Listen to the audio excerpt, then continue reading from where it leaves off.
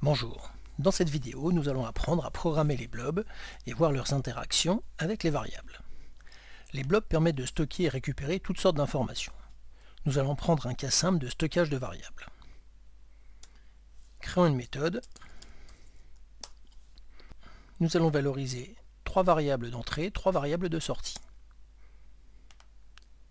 Initialiser le blob et la position de lecture dans le blob. Valoriser les variables et transférer ces variables dans le blob. Le principe étant d'utiliser la commande variable vers blob, d'indiquer la variable à traiter, le blob dans lequel la stocker et la position à laquelle stocker la variable dans le blob. Il se trouve que cette variable position dans le blob sert à la fois d'entrée et de sortie. C'est-à-dire qu'elle indique avant le stockage de la variable à quel endroit on souhaite la stocker, et après que la commande ait été exécutée, cette variable contient la position dans le blob juste après la variable, de manière à pouvoir stocker les éléments suivants. Une fois que les données ont été stockées dans le blob, on peut faire toute une série de traitements, puis ensuite extraire les données du blob en écrivant ceci. On redéfinit le départ dans le blob à la position 0. On va extraire du blob la première variable qui a été rentrée, puis la deuxième et la troisième. Et en général, après avoir utilisé un blob, on l'efface en fixant sa taille à 0. Nous allons tracer cette méthode pour voir comment se remplit le blob et comment il restitue les variables.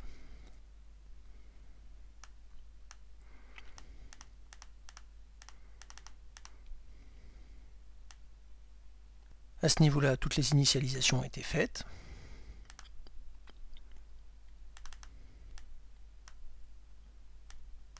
Le blob est vide. Lorsqu'on est passé sur la première ligne, le blob contient un certain nombre d'octets et au fur et à mesure, il se remplit. Pour extraire les données du blob, on repart de la position 0 dans le blob, puis on extrait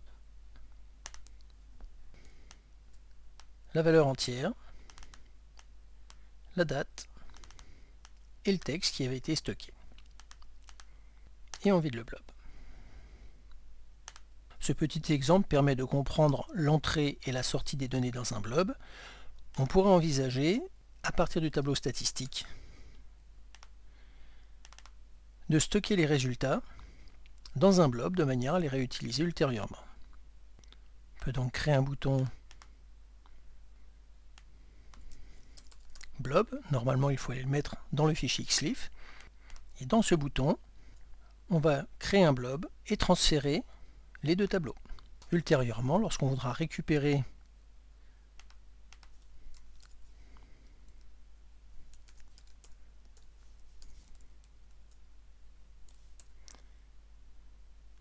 le contenu des tableaux, il faudra le programmer de cette manière. Initialisation d'un tableau, de l'autre, positionnement dans le blob, récupération des deux tableaux à partir du blob.